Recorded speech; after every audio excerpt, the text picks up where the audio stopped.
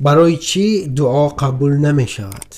یکی از نعمتهای خداوند که برای بندهش نصیب کرده است این دعا است که ما و شما با واسطه آن از پروردگار طلب این یا آن خواهشات ما را میکنیم. لیکن اکثرا حالتهای دیده می شود که برادران و خواهران اسلامی ما و شما از آن شکایت میکنند که دعایم قبول نمی شود. امروز کمی آیدی همین موضوع معلومات پیشکش شما کرده ایم که می توانید آن را هم اینجا خوانید، یعنی که در شبکه های اجتماعی در گروه های ما بخوانید و هم اینجا مطالعه کرده باشید. رسول خدا صلی الله علیه و سلم فرمودند خداوند دعای نفرانی را که بی‌صبری میکنند قبول نمیکند. بعد از این صحابگان پرسیدند که بی‌صبری یعنی چگونه؟ پیامبر صلی الله علیه و سلم در جواب گفتند که نفرانی که دعا زیاد میکنند و در آخر میگویند که من اینقدر بسیار دعا میکنم لیکن خداوند دعای مرا قبول نمیکند. یعنی که انسان هنگامی که دعا میکند خیلی زیاد دعا میکند نباید فکر آن را کند که خداوند دعای او را قبول نکرده است و هیچ چیزی نمی شود و از همان خاطره که دعای او قبول نشده است در حیات او در کارهای او دیگرگونی نشده ایستاده است. یعنی که این فکرها را نباید کرد. وقتی که شما دعا میکنید، وقتی که شما از خداوند طلب میکنید، شما مطمئن باشید، شما باور داشته باشید که خداوند حتما با دعای شما جواب میدهد و خداوند با دعای بندهش با سه طرز پاسخ میدهد. یکم، در حالت یکم خداوند چیزی را که بنده میخواست همان چیز را برای او میدهد. در حالت دوم آن چیزی که بنده میخواست نمیدهد ولی آن را با چیزی دیگر عوض میکند. یعنی بجای آنه که شما میخواستید، یعنی که شما یگان وظیفه را، یگان ماشین میخواستید، یگان چیزی میخواستید لیکن خداوند به شما همان وظیفه نه دیگر وظیفه را داد، یا این که به شما ماشین سیاه نه و ماشین سفید داد. و در حالت سیوم خداوند به بنده عموما چیزی نمیدهد در این دنیا. یعنی که بله شما دعا میکنید تا به هنگام مرگ لیکن خداوند برای شما از چیزی دنیایی در این دنیا هیچ چیزی برای شما نمیدهد. خوب، یکمی حالت یکم برای همه فهمه است، یعنی که خداوند آن چیزی را که بنده طلب میکند همان را برایش میدهد. لیکن حالت دوم چی؟ حالت دوم یعنی که خداوند وقتی شما دعا میکنید دعای شما را قبول میکند لیکن به شما در عوض آن چیزی دیگر میدهد. مثال، شما در جستجوی وظیفه خوب بودید و یک وظیفه را نیز معقول کردید و از خداوند طلب دارید که همین چیز را برای من نصیب گردان. لیکن شما نباید فراموش کنید که ما بنده ها عاجز هستیم. ما چیزهایی هست که برای ما عیان نیست و فهمش ما برای فهمیدن آن، درک کردن آن نمیرسد. داننده غیب تنها الله مهربان است و تنها او میداند که چی چیز و یا کدام وظیفه برای ما و شما خوبتر است. یعنی کدام از آنها به ایمانی ما و شما ضرر نمیرساند. شاید که حاضر ضرری نرساند لیکن شاید که در آینده برای ما و شما ضرری برساند. برای همین خداوند همان را برای شما میدهد که بر فایده شما است. یعنی شما فراموش نکنید که خداوند ما و شما را از خود ما دیده بیشتر دوست می‌دارد. یا اینکه حالت‌های شده می‌توانند که خداوند وقتی که همین چیز را برای شما بدهد، اما چیزی که شما می‌خواهید خداوند برای شما بدهد، شاید که شما دیگر دعا کردن را بس کنید، دعا کردن را یک طرف مانید. شاید که شما حاضر بگویید که نه من این گونه نمی کنم لیکن خداوند داناتر است. شاید از همین خاطر که خداوند نمیخواهد که شما در راه بد روید. برای همین شاید که فرصتی همان چیزی که به شما میخواهد بدهد با کمی روزهای بعدتر ماند. شاید که 1 سال، 2 سال، 10 سال، 1 ماه، 1 روز. به همین خاطر هم خداوند میتواند که به دعای شما جواب بعدتر دهد. لیکن این همه از روی مهربانی برای شما است. برای همین فراموش نکنید که خداوند داناتر است و خداوند ما و شما را از خود ما دیده بیشتر دوست می دارد. سوم، آنه که خداوند بر عوض دعای شما هیچ چیز به شما نمی دهد، بله یگان چیز عموما،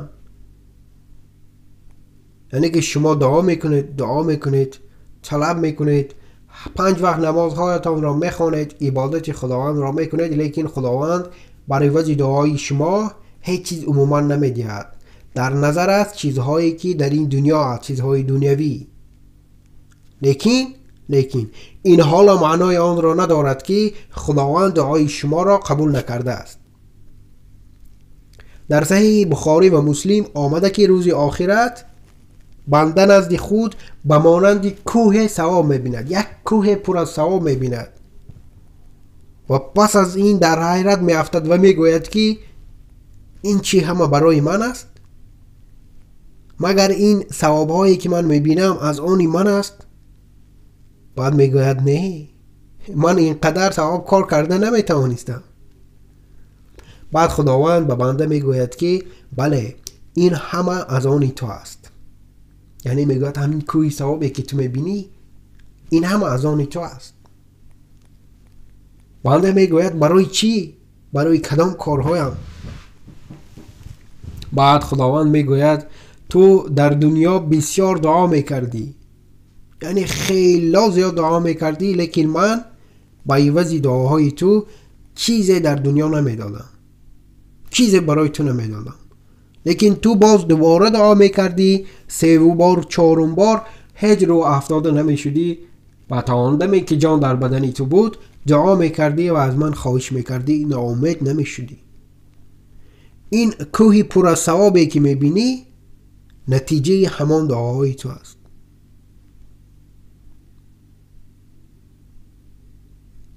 بعد بنده میگوید که خداوندا پس چرا تو بعضی دعاهای مرا قبول کردی؟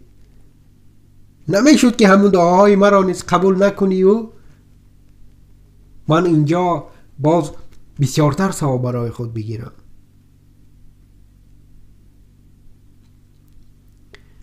یک قصه است که در قرآن کریم آمده از حیات حضرت موسی علیه السلام. وقتی که موسی علیه السلام وقتی که به غلام می آیند به نزد غلام تا اینکه به او کمک رسانند و آنجا یک مردی را که نظارت میکرد همین غلام را میبینند، میبیایند و میبینند که یک مرد این غلام را، یعنی که برادری مسلمان آن کس را شکنجه میدهد، عذاب میدهد و حضرت موسی علیه السلام میخواهند که همین غلام همان برادر خود را جانبداری کنند و یک مشت همان مردی که شکنجه میداد با او یک مشت میزنند، ولی او همان دم جان خود را از دست میدهد و حضرت موسی علیه السلام آن دم به بیابان میروند، یعنی که از جایی که زندگی داشتند از شهر خود میکوچند میروند به بیابان و آنجا در تشنگی، در گرسنگی در بیابان زنده ماندن خیلی دشوار است و آنجا حضرت موسی علیه السلام چند روز می ایستند، از خداوند تنها از خداوند دعا میکنند و یک روز به یک جای می روند که آنجا آب بود و هنگامی که به نزد آب نزدیک می شوند می بینند که 2 زن ایستادند و چارواهای خود را نمی مانند که به سوی آب روند، یعنی که آن چاروایی که آنها حیوانهایی که در دست آنها بودند آنها می خواستند که به نزد آب روند و آب بنوشند، لیکن این 2 زن نمی ماندند، از ریسمانهای آنها کشیده داشته می ایستادند. بعد حضرت موسی علیه السلام نزد آنها آمدند و پرسان شدند که برای چی آنها همین کار را کرده ایستادند. بعد آن دو زن باز حضرت موسی علیه السلام پرسیدند که آیا کسی در خانواده شما دیگری نیست که این وظیفه را کند؟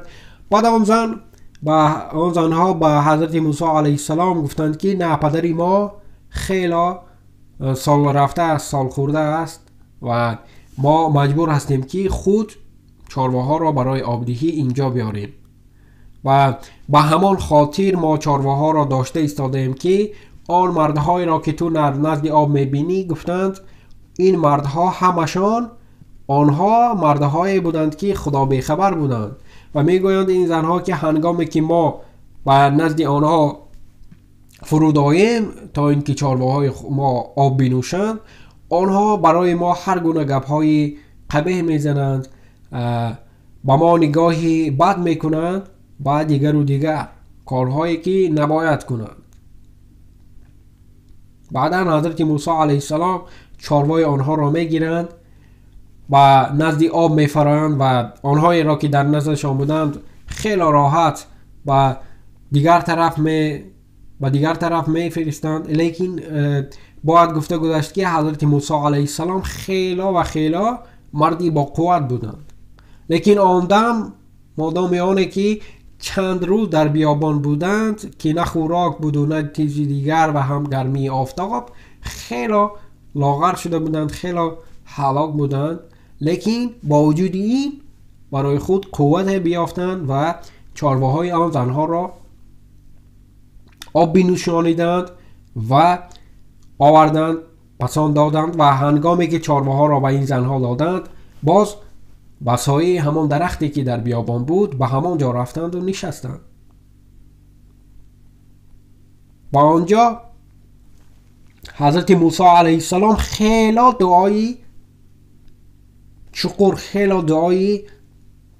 خیلی دعای با قوت کردند و گفتند که خداوندا من اینجایم و غیر از آن چیزی که تو به من داده ای که این هم سایه همین درخت است که زیر آن من اینجا سکونت دارم، من دیگر هیچ چیزی ندارم.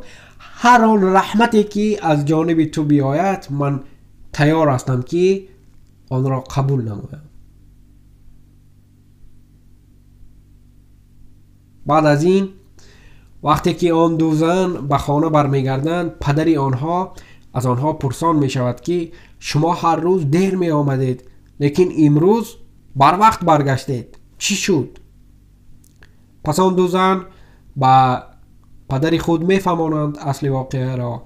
پس آن پدرشان سوال می کند که آن مردی که برای شما کمک کرد در عوض کمک خود یگان چیز از شما طلب کرد، پول یا اینکه خوراک یا یگان چیز دیگر؟ آنها گفتند که نه، او با ما کمک کرد و باز به همان جایی که بود به آنجا برگشت. بعد پدری آنها با این دخترهایش بگفت که زود بروید و او را نزد من بیارید. و هنگامی که آنها آمدند نزد موسی علیه السلام آمدند و از حضرت موسی خواهش کردند که تا اینکه به نزد پدرشان بیاید و گفتند که پدر ما میخواهد که مکافات تو را بدهد، یعنی که آن خدمتی که آن کمکی که تو برای ما کردی پاداشش را برای تو بدهد.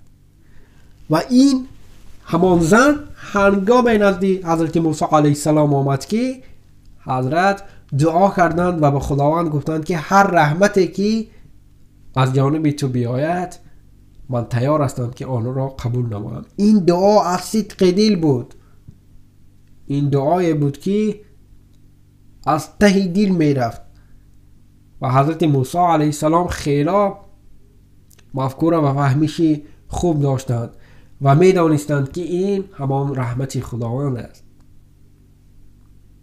چنانه مانند آنه که امروز ما و شما می بینیم در حیات در جهان معاصر، همین حالتی که با حضرت موسی علیه السلام شد، این برای ما درسی است.